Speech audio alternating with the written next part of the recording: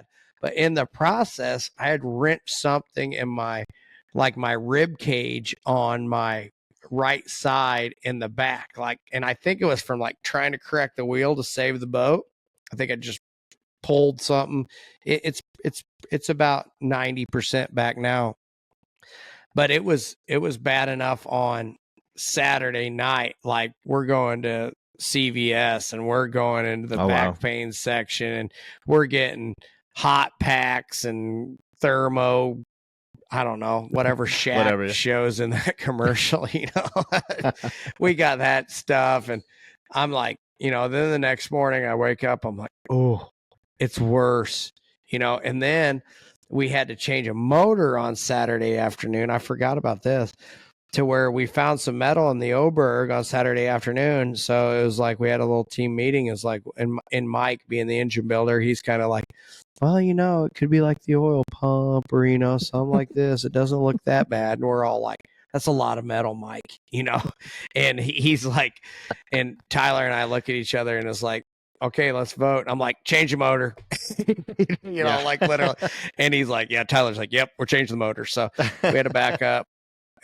This one was, it was new, it was fresh, but it wasn't like one of our new hot shot bullets, that we have. And, anyway, the boys from, SV came over and helped us after we had already had the engine out. And, we had got a forklift from the, community center, or there was actually in the parking lot that we were at, is there's some big names that come in there, comedians and stuff like that. I'm trying to think of the one that kept coming up on the Mosaic billboard right there in the pits. But anyway, it was a cool area, and Scrapyard had taken us in and done some more videos and stuff in there, in a big dark room, and it was a cool setup. But anyway, did the engine swap.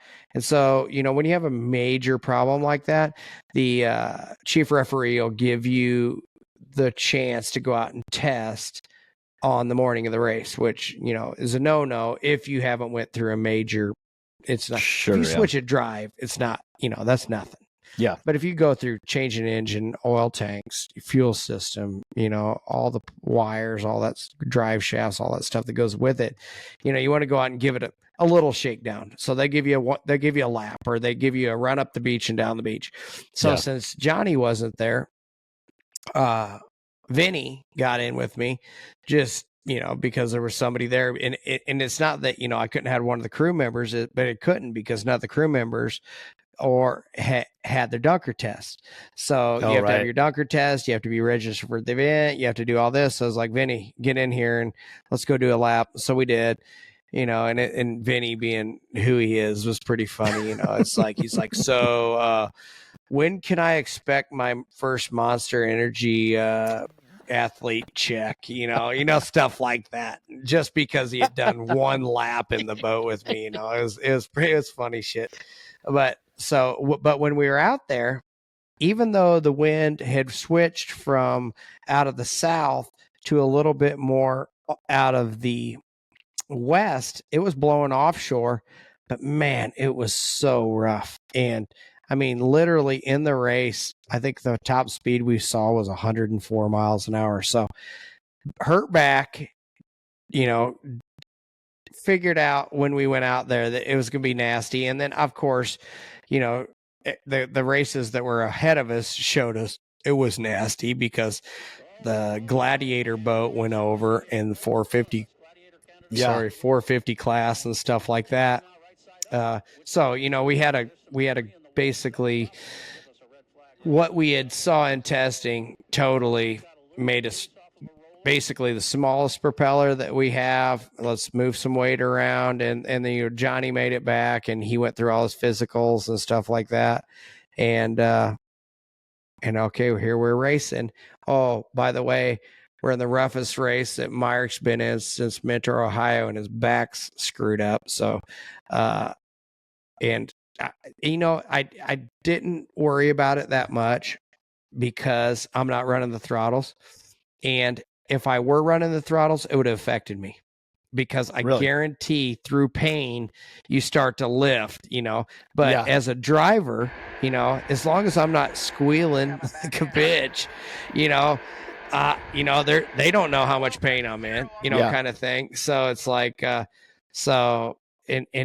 after the race, I was like, man, it was like almost tears to my eyes in the corner. Straight away, I could bury myself in the seat and, just, try to do my best thing with the little movements of the wheel.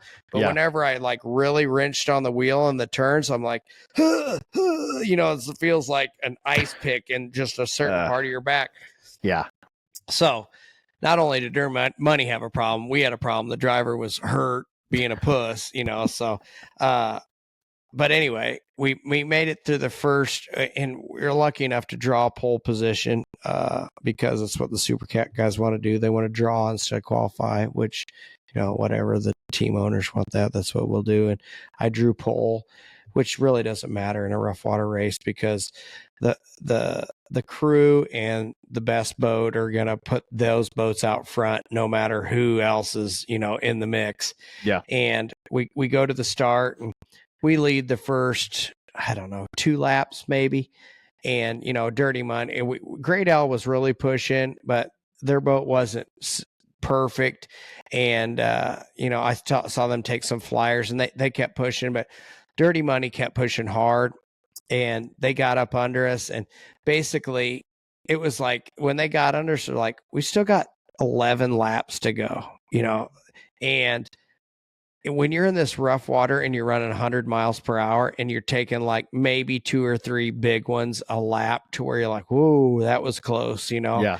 It's like, let's pace the guy. I kind of figured it'd be like, drafting, or if you were on a bicycle and you're like following somebody, it's like, let's just stay close to him. At the end, we'll try our best to get around him. Make the move, right? Yeah, make the move, and that's basically what we did. We're like, well, they stretched it out to like 5 seconds at one point, which, in the boat doesn't feel like much, but when you're watching from the beach, it looks like, 100 yards. Yeah. So that looks like you're way behind, but, you just run it that much harder for the next lap, and then you're right there within a second of them. So, so in the end, they led from like probably lap 3 or 4 through lap 13 and a half.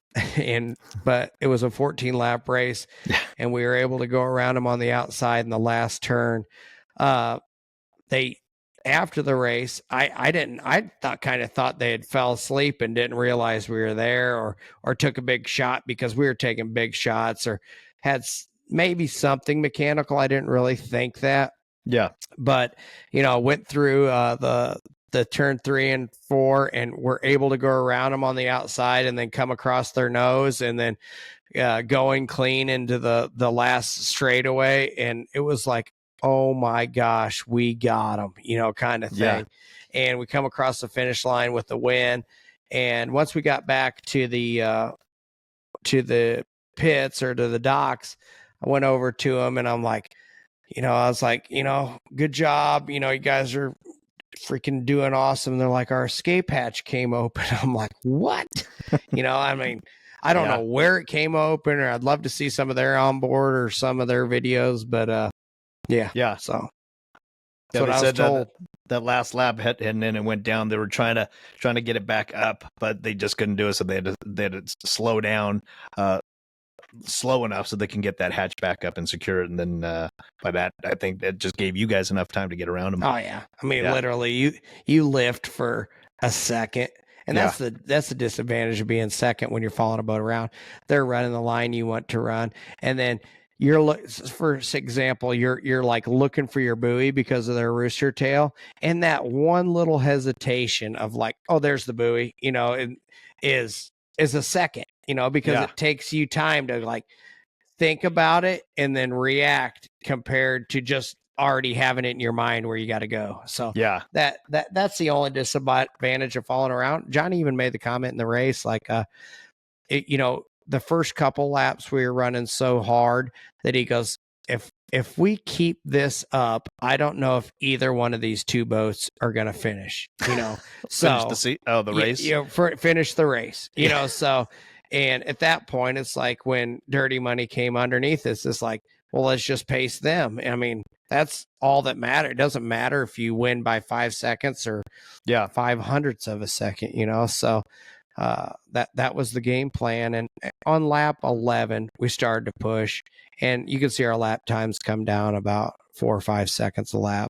And that's when we kept pulling up next to them on the outside on the northbound way, actually, where we got around them. And I'm going to still just pretend in my head that they didn't have any mechanical problems, and we went right around them. So, but as far as your boat goes, you guys nailed the setup. It was proper for the conditions that were out there, and it felt good throughout the entire time of the race. With the propellers that we had and the motor that was coming apart on Saturday, to basically tear your back up and about flip the boat in testing, to blowing up a motor in testing, to going out with Vinnie in testing, and then, and then come away with the win. I mean, talk about, we need that Paul guy there again for that one. We got some drama in that one too. I mean, this whole year's been full of that drama crap.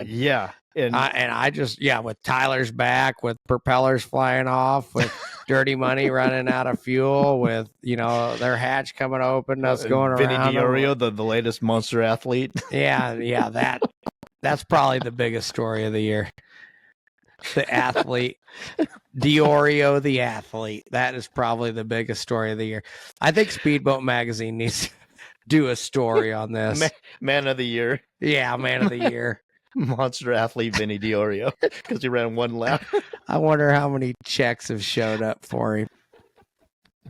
He says he's been sleeping by the mailbox. He was Danielle's probably happy about that. At least he's not in bed with her. He's out sleeping by the mailbox waiting for his monster check. He was in Wisconsin with us at the Bago Big Bet event, and God, it's fun hanging out with that guy and his crew. No, they are. Yeah. They're good.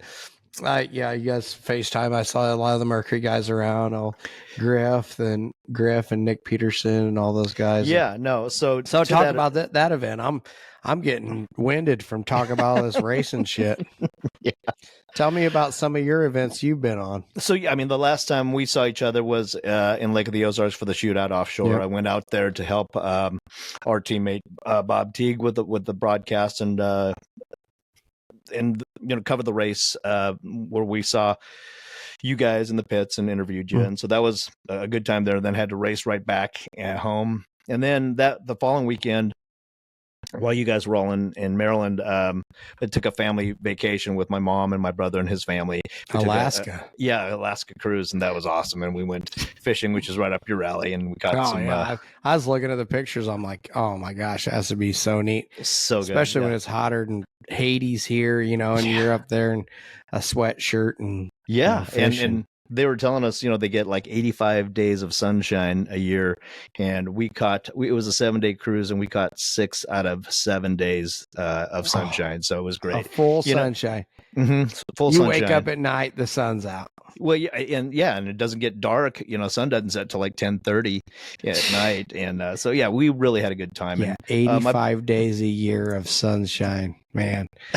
Yeah, be miserable, right? Yeah, I'd hate to hear the suicide rate, but Brett's told me about that with the Army bases that he lived on in Alaska. Used to live there, and he said literally like 24-hour entertainment for all of the people that lived there, as far as like bowling alleys and stuff like that, for people to go and do something. Just to do stuff, yeah. But no, we had a great time. Mind over matter stuff. Mm-hmm. My mom, enjoys hanging out with my brother's kids, her grandchildren. So we had a good time. And so, and then after that, came back on Saturday, shifted gears, repacked my suitcase, and then we flew out to Wisconsin, where they had the the inaugural Bago Big Bet, which is short for Lake Winnebago or Winnebago County in Wisconsin.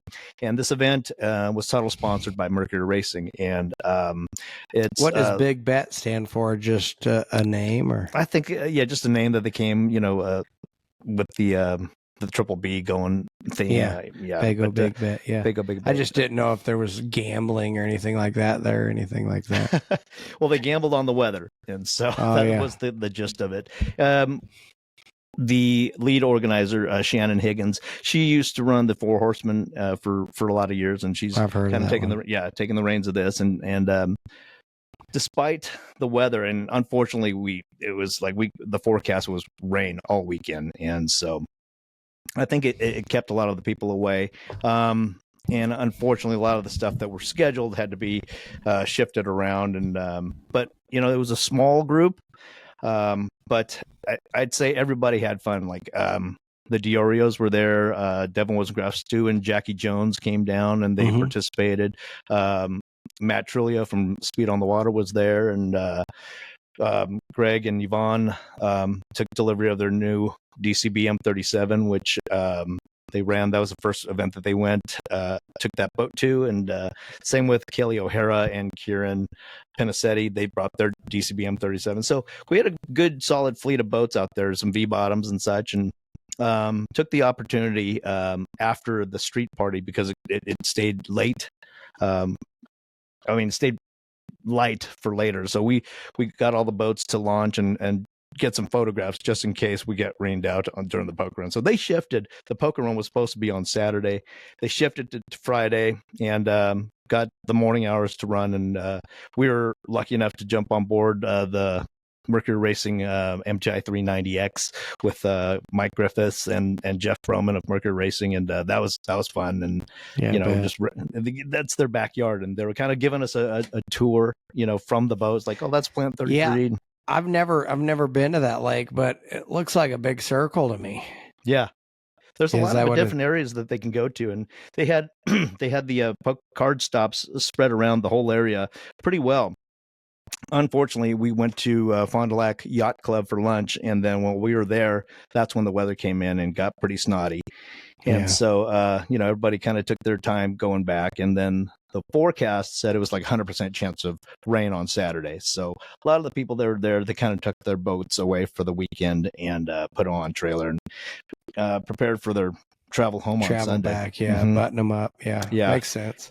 And then, the rain, sure enough, came the next morning, but it left about 11 o'clock, 11:30 in the morning, and it was picture perfect weather, of course, That's typical. You just can't beat Mother Nature. But, kudos to Shannon. She did a really nice job making lemonade out of lemons, and we still went over for the lunch stop over at Fond du Lac Yacht Club again, and she fed the whole fleet.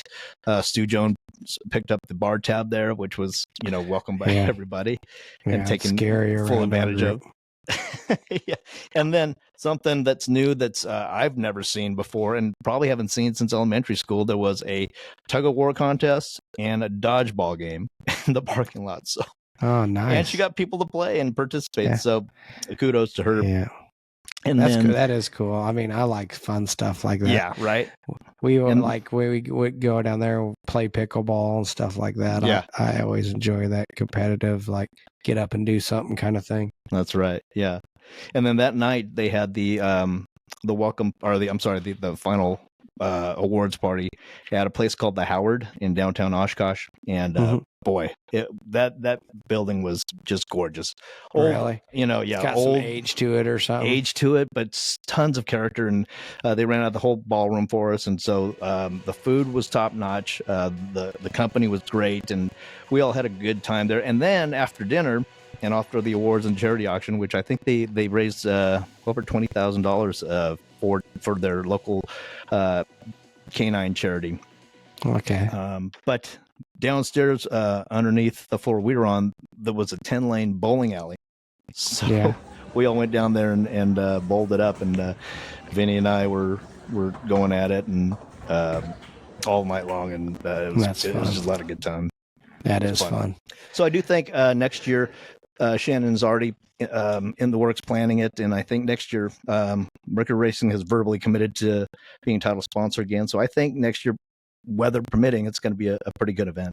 Well, it's got to be nice for their employees too, that, from Mercury Racing, they can go out and be part of an event like that without having to pay for travel and stuff like that. Right. It's their backyard. And so, the new marketing gal, Anna Frazier, was there, and Kim Bresser and Nick Peterson and Kevin Skiba and Jeff Broman and, Griff. Yeah. I mean, they had the whole crew there. So it was pretty cool to see all the Mercury players there, in their backyard going boating. Mm-hmm. Number one, because they're usually just, working or, shaking hands and kissing babies. Yeah. I get it. It was cool. It was cool being on board with them. So, yeah, it is cool. And then we head back that way, both of us do, in August for the Sheboygan race. Yeah. So, we got some time off now. 4th of July is coming up next week. My mama's birthday, 4th of July, then my dad's birthday. So it's good to be there. Sarasota has always been I wouldn't say a thorn in my back, because I've had a lot of good times in Sarasota, but the whole timing of being away from Lake of the Ozarks on 4th of July has always been a nightmare. Yeah. And there's been a lot of dozens and dozens in the last 20 years or dozens in the last 20 years to be away from here on 4th of July, or just getting back on the 4th of July, compared to now we get to go and enjoy Sarasota in September. So I'm looking way more forward to that. Yeah, I bet, because Sarasota traditionally is just a sweltering. Oh yeah. I mean, you want hot, go to Sarasota next week. Humid. Yeah. It's just rough. Yeah. Yeah. There's hardly any relief there. So yeah. So, the place is packed. You go out to Lido Beach or what do they say, Armour Square there, and on 4th of July week, and it's a madhouse. It's great. Yeah.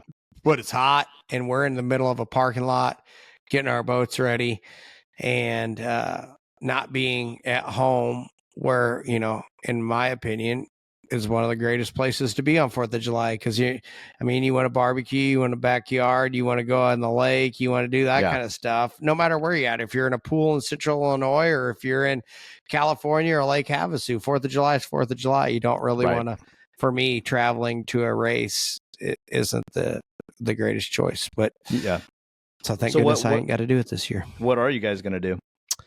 Oh, well, so next week, going to work. Me and Justice were talking about, are we going to work on 4th of July? I'm like, I hope not. I've actually been, I don't know if you can see the sawdust all over me, and you see me scratching my nose the whole time.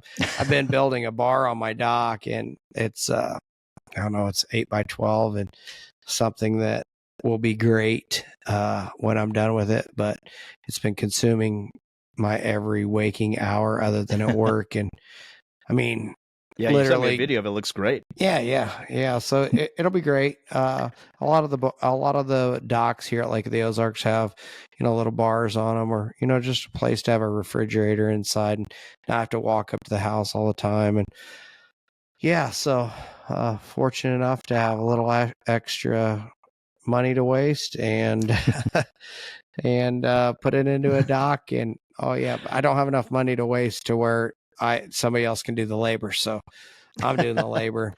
And actually, Justice asked me who was helping me, and Clay, one of my buddies, has came over a couple times for a couple hours, and then Missy and the kids, and my dad came over one day. So I've got about 40 hours in it so far, and we're putting the Hardy board on now. So that's what I hope to be doing next week on 4th of July, sitting at almost finished bar, enjoying watching my kids jump in the lake, and having my mom over, and she'll be 72.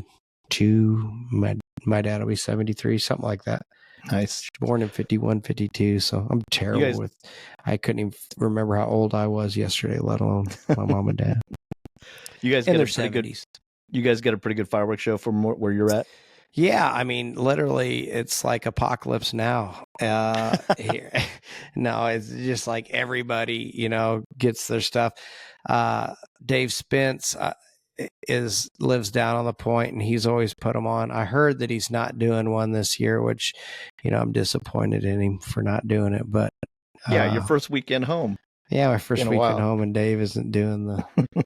isn't doing the fireworks. But yeah, but there's plenty. I mean, literally, if you dare brave going out on Lake of the Ozarks at night to watch a fireworks show, which is one of the scariest experiences I've ever had, especially in a little boat, because everybody's sitting there. Like if you go to the Lodge of the Four Seasons or down to the dam, you know, there's different places that have fireworks shows. So then you go to them and then it's like, uh-oh, there was the grand finale. Now everybody gets on plane and tries to go where they're going. And you're like, oh my gosh, there's boats going all directions. And, you know, what do we do? And you're like, oh, that one don't chaos. You know, oh, it's, yeah. So I'd like to stay on my dock and, you know, whatever, or go somewhere and watch them and then, you know, make it back when I don't have to be on a boat, you know. Yeah. I do enough scary shit on a boat, let alone go to a fireworks just 4th of July. Imagine that yeah. How did you get taken out? Oh, it was a boat racing. It was a fireworks show. Trying to get back. The mortar fell over and blew up in my boat. I can remember being a dumbass kid and thinking it was all right. I mean, kid being like 17 or 18, and my parents had this little, I mean, it wasn't a tri-tune, Brett. Yep. It was a pontoon. And we were going down it had like a Yamaha 40 on it. And we were shooting Roman candles off it going down the lake.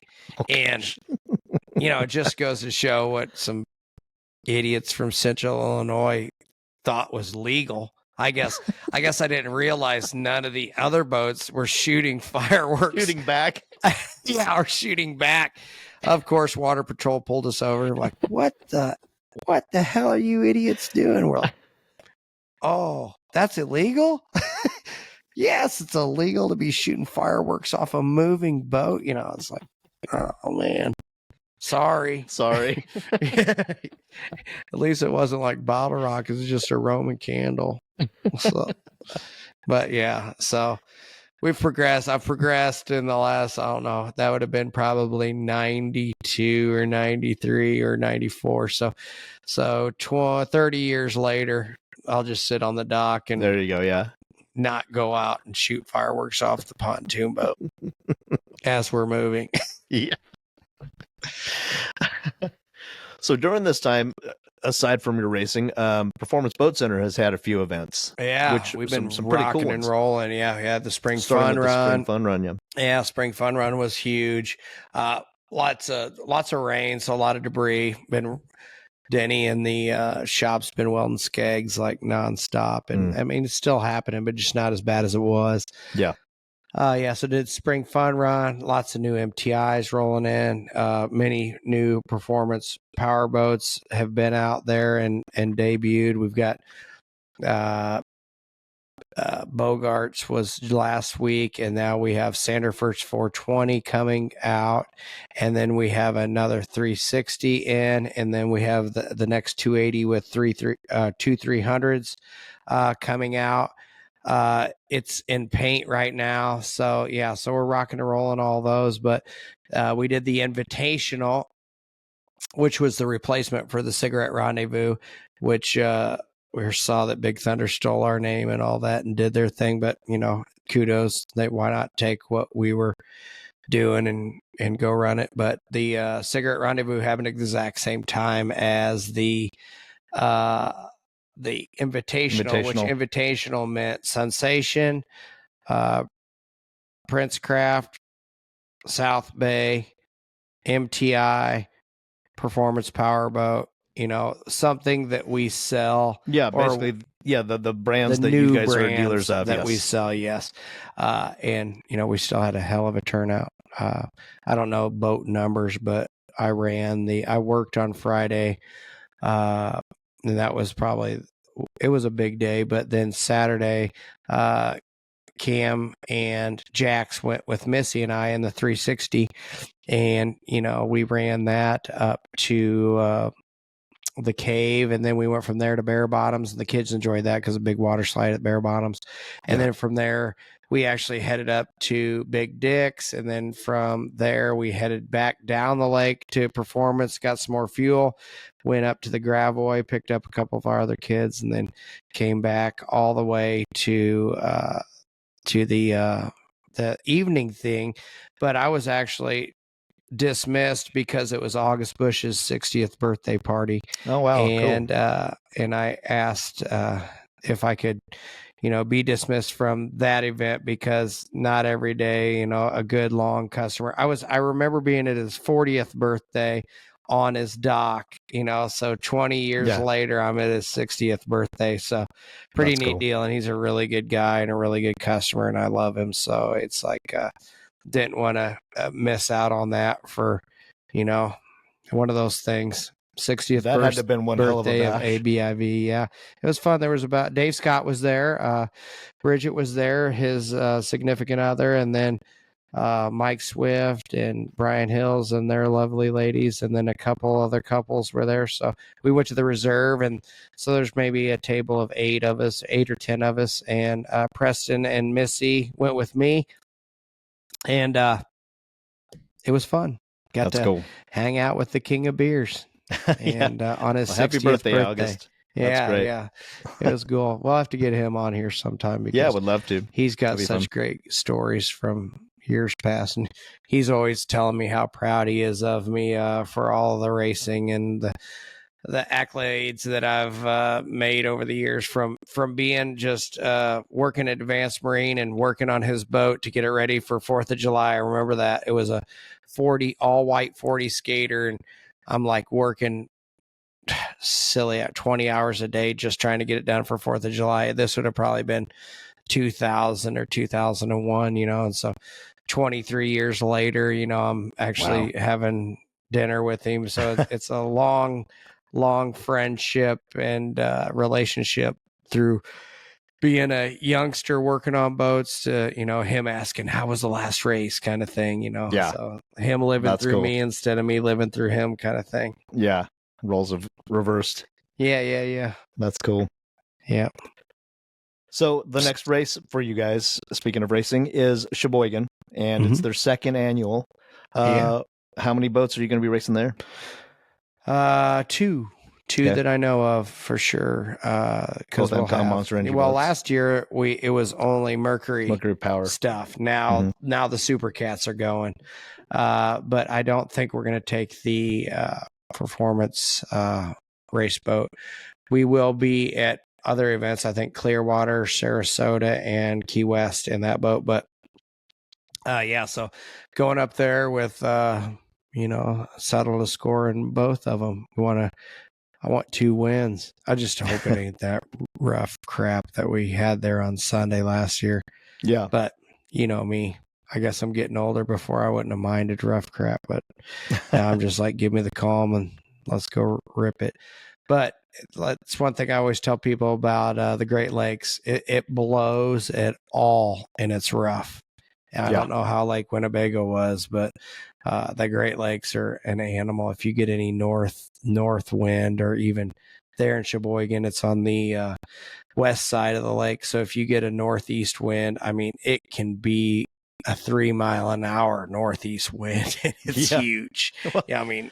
I remember last year we put a GoPro on the performance boat when you guys were going to go out testing, and you guys were back within 7 minutes or something like that. Just went out. We're just going to break the boat. Yeah. It's like.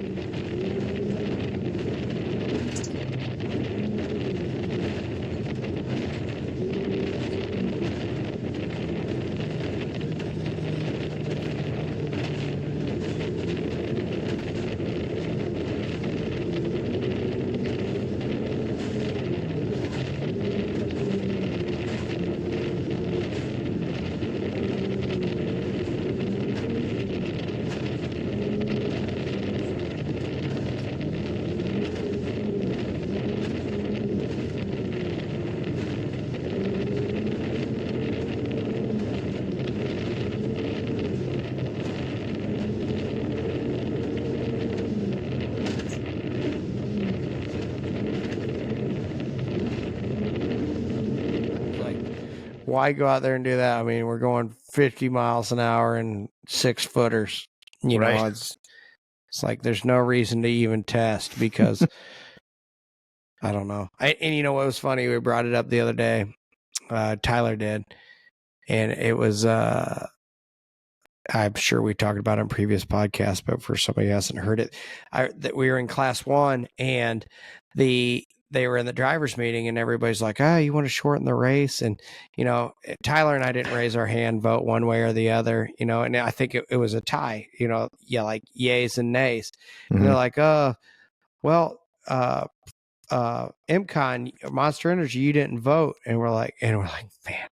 And Tyler goes, Myrick, you're the driver. You get to vote.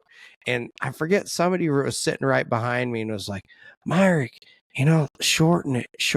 And I was like, in my head, I'm like, you know, I was like, I'm going to let you influence my decision. You know what? I'm like, go the full length, you know? You know, like being all cock strong and like, go the whole way, you know? And they're like, oh, great. Sweet. You know what? Come to the end, Husky blew a motor I think it was Husky. Somebody blew a motor in the last lap and it moved us up a position to be on the podium. So it was like, in the end, it was like, yeah, thank God we voted for all those laps. Otherwise we'd have got 4th place, you know, kind of thing. Yeah, I remember that was the very first time you guys took a podium spot in the Class 1 belt. So right. It was very exciting. It was going from, I don't know whether it was a smart move or dumb move. I mean, hindsight, it's a good move, but at the point where you're looking out of this, we were in a yacht club and you can like literally look out the window and see these waves busting over this giant like rip-rap wall. Looks like something you'd see at like Cape Cod. You're like, oh my gosh, look out there. And then, you know, it's like, do you want to go? You want to shorten it? You're like, hell no, I don't want to shorten it. Let's do this, you know. I'm no pussy. Yeah, I'm no pussy. And then in your head, you're like, God, why did I do that? Then you just stick with the story that was the plan all along. No, not me. No, I'll tell you. No balls. Oh, yeah, I'll show you. Yeah. Anyway. Well, so it's been eventful. We got to keep up on these things so I don't ramble on for an hour and 20 minutes like we are now. But it's good stuff. You can get the lowdown on what I'm feeling. Yeah, and everything that goes on in the cockpit that you don't get from, you know, the broadcast, watching the race, the live stream, or anything like that. Well, we did with the fire, I guess. Get fires and hurt backs and all that stuff.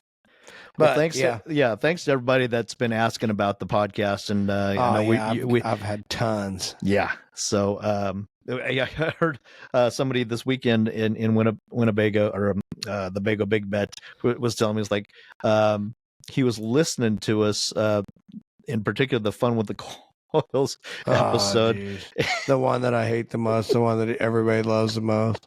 And that's when you'll start to see it ticking off the miles per hour more. Hey, you keep it down. Thanks. Yeah. So anyway, I think you just played good cop, bad cop to yourself. It's a bad madhouse. It's a madhouse anyway. I know. His fork's banging on the table. And he's asking me questions, and I'm just like, now I'm hearing his Chinese food opening up that he cannot get open, and he's just fighting it for 5 minutes. Just delete all that. Yeah. And I smell dog shit. I'm sure. No, it's like you. Well. Yeah. I mean, wow, cool. That's awesome. Ray's dying laughing. Like really piles of shit. Welcome to our first episode of Fun with the Coils. Yeah. Fun with the Coils, he's calling this. It's not fun.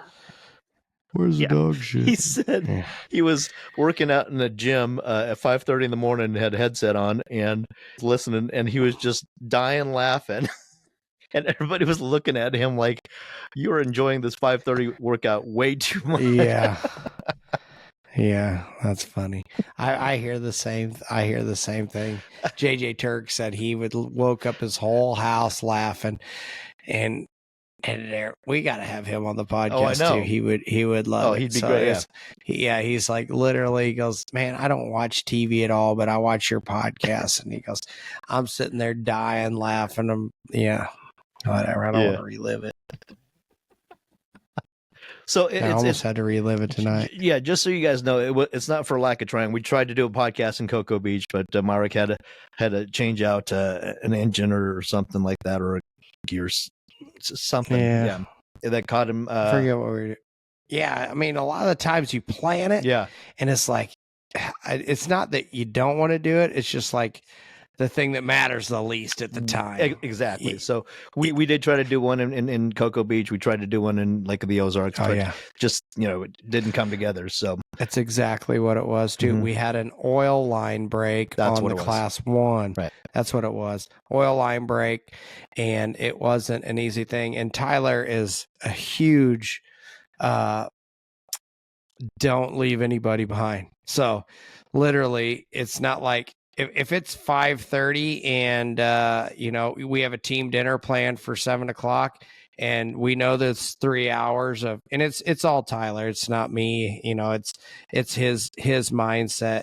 He says he does the same thing when he's working with his guys, like especially if they're doing an emergency dig or something like that, say they're trying to get water back to a city or something like that. He goes, there's somebody out there working them out there with them. Yeah. It's like, he does the same thing with the pits, and, Billy and the guys, Dave, were working on the Class 1, and we had a little bit of an oil leak, and it was enough to where it was like, replace this line, but it wasn't like just a regular line that is like from the oil pump to the oil can. It's one that went from the oil filter assembly down through the engine, and it's a hard line. So you're taking off turbos and manifolds and all this kind of stuff. It's like a pre-bent stainless steel line that is, made by Mercury, that if you don't have this line, you're not going to get it to work. It's not like you're going to screw an MPT fitting into this block and then just route it around, because everything's so tight on these engines that you need the exact line. So we had to tear apart one engine to get the line off, because it's not something that you would keep a spare of, because you would never foresee this breaking. Yeah. And it was something that happened. And there was something else that happened that I didn't remember until you brought it up. Yeah, you're right. We're supposed to have a podcast that night at JT's, which is JJ Turk's bar down there. And but didn't work out. Yeah. So yeah, all of our fans don't think that we're neglecting you on purpose. We're just busy. Things come up. Yeah. So, I mean, that being said, my next event, or our next event as far as Speedboat Magazine goes, is in a couple weeks, a weekend after 4th of July. We head out to Boyne City, Michigan for the Boyne Thunder Run, and that's always a popular one with all of the boating community. And so we're looking forward to seeing everybody there. Yeah, and we've already had some boats leaving the shop here at Lake of the Ozarks heading that way just to be staged up and ready. Right. So, and then that one's followed up directly the next weekend by the Thousand Islands charity poker run up in upstate New York. And so those are two of the best events back to back throughout the season. So that's what we got going. But we'll be peppering in some podcasts throughout the time. And so thank you guys for watching it, wanting it, and here we are. We're back. So subscribe. Yeah, subscribe, please. Come on. I have hundreds of people come up and tell me how they like the podcast. So make sure to log into your Google account on your YouTube and subscribe and like. Yeah, we that way we can get paid to do this. Mark and I talk, is like, we understand that it's a pain in the ass to do it, because sometimes we don't even do it ourselves. Yeah, I haven't even done it. That shows I would have. Yeah, so I'm what are they pot calling the kettle black? That's me. But you guys go do it now. Now, yeah. Anyway, thank you very much, Mark. It's good catching up with you. It's been an hour and a half. I guess we needed it. We could probably go for another half, but I know we could. We'll come back and do this again. This has been another episode of the Boats and Bros podcast, and we are back, and there'll be more episodes coming. We won't leave you hanging as long as we have this time. But Myrick, good catching up with you, my bro. Love you. Love you too. Remember, please subscribe, share, like, all that good stuff, and we'll catch you on the next one. See ya. Bye. This podcast is powered by Speedboat Magazine. Subscribe now at speedboat.com for 9 power-packed current issues a year direct to your mailbox.